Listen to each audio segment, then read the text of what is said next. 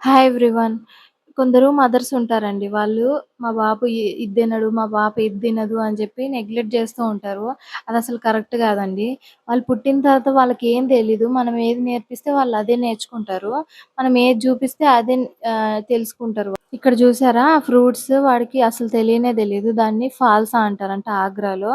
First time వాడు తింటున్నాడు. వ్లాగ్‌లో కూడా చూపిచ్చాను ఈ ఫ్రూట్స్.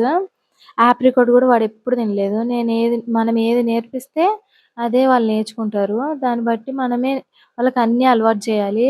వాడికి బావుంది నాన్న తిను, సూపర్ ఉంటదనా అని నేను తినిపిచ్చగానే వాడు తింటున్నాడు.